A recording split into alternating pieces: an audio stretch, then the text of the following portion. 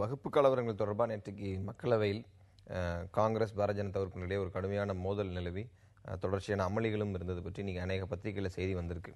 நம்ம அதை பற்றி விவாதிக்கணும்னு நினைக்கிறேன். அதுக்கு முன்பாக செய்தித்தாள்கள் அது எந்த மாதிரியான வடிவத்தில் செய்தி வந்திருக்குன்னு பார்த்துட்டு விவாதத்தை தொடரலாம்.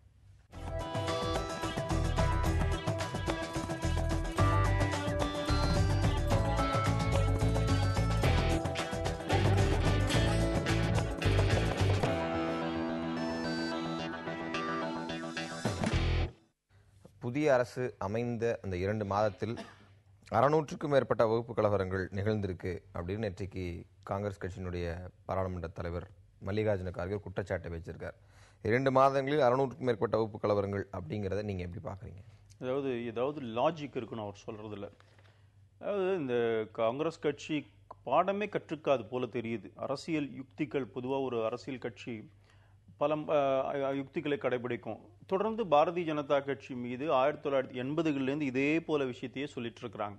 அவர் பேசுறாரு பாருங்க, மல்லிகார்ஜுன கார்கே பேசும் பொழுது அவர் சொல்ற 2 மாநிலத்தை எடுத்து காட்டுறாரு. ஒன்னு உத்தரப்பிரதேசம், மகாராஷ்டிரா. ரெண்டுமே பாரதிய ஜனதா கட்சி ஆளுகின்ற மாநிலங்கள் கிடையாது. Law and order state subject, அது அவருக்கும் தெரியும், எல்லாருக்கும் தெரியும். ஒரு லாஜிக்குங்கிறது மாத்திரம் இல்லை, நான் இந்த வார்த்தையை பயன்படுத்துவது அதிகமானு தெரியல, ஆனா கொஞ்சம் கூட வெக்கமே இல்லாமல் மகாராஷ்டிரத்துல மதக்கலவரங்கள் அதிகமா இருக்கிறதுன்னு சொல்றாரு. அவங்களுடைய ஆட்சி நடந்து கொண்டிருக்கிறது.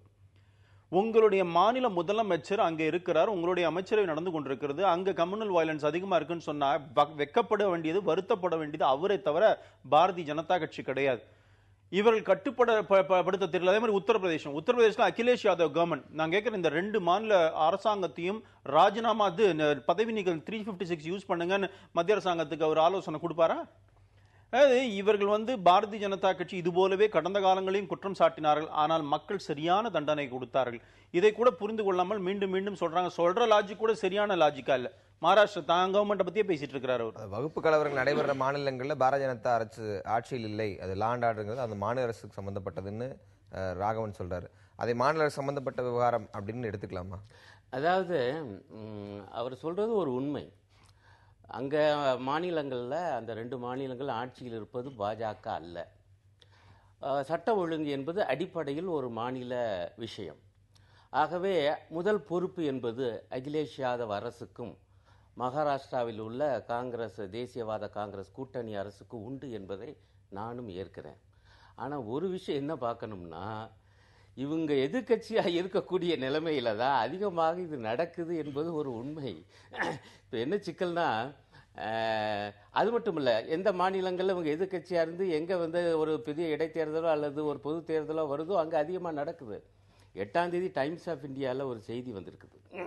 அது என்னன்னா, உத்தரப்பிரதேசத்தில், குறிப்பாக மேற்கு உத்தரப்பிரதேசத்தில் மத கலவரங்களை கிளப்பி விடுகிற முயற்சி என்பது நடக்கிறது. அங்கே ஒரு விவகாரத்தை அவங்க கிளப்பி, ஏதோ லவ் ஜிகாத் அப்படிங்கிறது இவங்களே ஒரு வார்த்தை RSS ஒரு காயின் பண்ணி, அதற்கு மாற்றாக நாங்கள் சில காரியங்கள் பண்ணுகிறோம் என்று ஒரு செய்திகள் வந்துச்சு, நீங்கள் பார்த்துருப்பீங்க. அதை சொல்லும் பொழுது டைம்ஸ் ஆஃப் இந்தியா 8ஆம் தேதி அவங்க என்ன எழுதுறாங்கன்னா, besides saving the Hindu religion, the RSS move is also aimed at ensuring political gains for BJP in the upcoming by-polls. Western UP saw polarization of votes during the Lok Sabha elections in the wake of communal clashes, especially Muzaffarnagar riots, which helped BJP win seats. ஆக இங்க தேர்தல் ஆதாயத்துக்காகவும் இந்த வேலை நடக்குது. ஏற்கனவே முசாபர் நகர் கலவரத்தினால மக்களவை தேர்தலில் பாஜக ஜெயிப்பதற்கு அது உதவியா இருந்துச்சு என்று பத்திரிகையில எழுதப்படுகிறது. நான் முடிச்சிடறேன். நான் என்ன சொல்ல வர்றேன், ஆட்சியில் இருக்கிறவங்களுக்கு பொறுப்பு இருக்குது. ஆனா பிரதான எதிர்கட்சியாக இந்த 2 மாநிலங்களில் இருப்பது பாஜக, RSS பரிவாரம். அவங்க இந்த மாதிரி முசாபர் நகர் கலவரங்களை தூண்டி விட்டாங்க என்று, அதனால பலன் அடைஞ்சாங்க என்கிற ஒரு யதார்த்தமும் இருக்கு. ஆகவே தயவு செய்து அவங்க இத்தகைய பார்வை, இத்தகைய கொள்கையை, நடைமுறையை கைவிடணும் என்பதுதான் அதோடைய அர்த்தம்.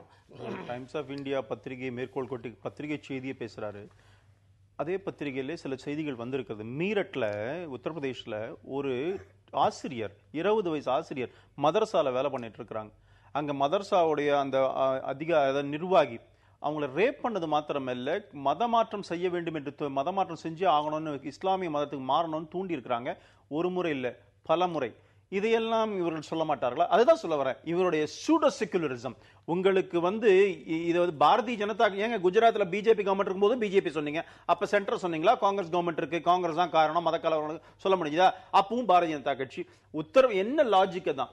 குஜராத்ல நரேந்திர மோடி இப்ப சீஃப் மினிஸ்டர் இருந்தா அவர் காரணம், ஆனா உத்தரப்பிரதேசல மத கலவரம் நடந்தா அதுக்கும் நரேந்திர மோடி காரணம். அங்க இருக்கிற மாநில முதலமைச்சர் காரணம் இல்ல. இவருடைய அரசியல் காங்கிரஸ் சொல்ல வரேன். நீங்க வந்து பல விஷயங்களை ஏற்றுக்கொள்ள மறுக்கிறார்கள். இதுதான் பிரச்சனை. இந்த சூடோ செக்குலரிசம் தான் இவர்களை இந்த மாதிரி பார்க்க விடாம அருணனுடைய வாதத்தை தாண்டி மல்லிகார்ஜுன கார்கே அவருடைய பேச்சிலே மற்றொரு விஷயம் சொல்றாரு. அதாவது விஹெச்பி, பஜ்ரங் தள், RSS தலைவர் மோகன் பகத் இவர் இந்த தலைவர்களுடைய சமீபத்திய பேச்சுக்கள் அது ஏற்படுத்திய சர்ச்சைகள் எல்லாம் எடுத்து பார்க்கும்போது பாரதிய ஜனதா அரசு வந்த பிறகு இவர்களுக்கு கூடுதலான ஒரு தைரியம் கிடைத்திருக்கிறது, எந்த விதமான கருத்தையும் பகிரலாம், அதாவது சர்ச்சைக்குரிய கருத்துக்களை பகிர்ந்து கொள்ளலாங்க தைரியம் கிடைச்சிருக்கு அப்படின்னு சொல்றாரு. இதை நீங்க எப்படி பாக்குறீங்க? தவறான செய்தி.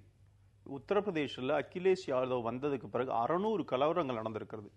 1300 பெண்கள் மானபங்கப்படுத்தப்பட்டிருக்கிறார்கள். இதெல்லாம் வந்து இப்ப இல்ல, 2000 அவர் வந்ததுலேருந்து இந்த 2 மாசத்துல நான் சொல்ல வரல. அது மாத்திரம் இல்லைங்க, இந்தியாவிலே சுதந்திரத்திற்கு முன்பாகவும் மத கலவரம் நடந்திருக்கு, அதுக்கப்புறம் நடந்திருக்கிறது. குஜராத்ல எல்லாம் நரேந்திர மோடி இருக்கும் பொழுது 12 வருஷத்துல மத கலவரங்கள் கிடையாது. ஆனா அதுக்கு முன்னாடி பாத்தீங்கன்னா எத்தனையோ நடந்தது. மாநிலம் இந்தியா முழுக்க மத கலவரங்கள் பல முறை நடந்திருக்கு. அதுக்கெல்லாம் அப்பெல்லாம் ஆட்சியில் இருந்து காங்கிரஸ் தான். அதனால இப்ப அஸ்ஸாம்ல தருண் கோகோய் உட்கார்ந்து இருக்கிறாரு, அங்க என்ன பிஜேபி கவர்மெண்ட் இருக்கா?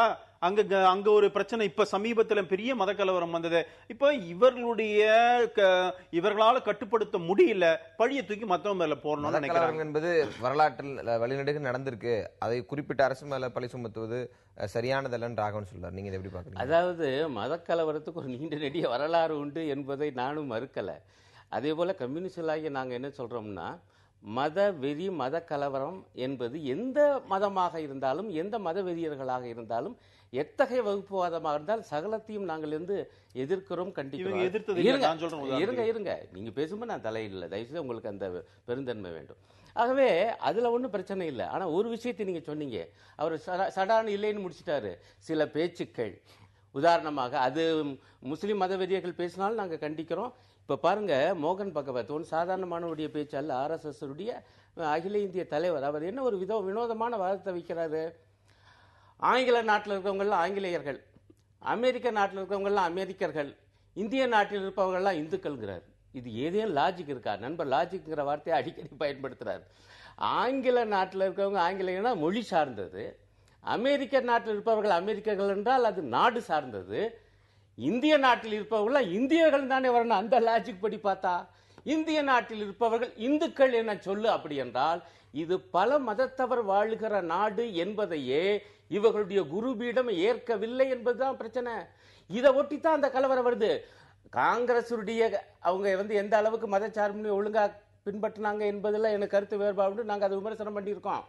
இன்னும் கூட சொல்ல போனா பாபர் மசூதியை இடிப்பதற்கு ஆள் திரட்டி போனவங்க பாஜக என்றால் அது இடிக்க வேடிக்கை பார்த்தது காங்கிரஸ் ஆட்சி, நரசிம்மராவ் ஆட்சி என்றது எங்களுடைய குற்றச்சாட்டு.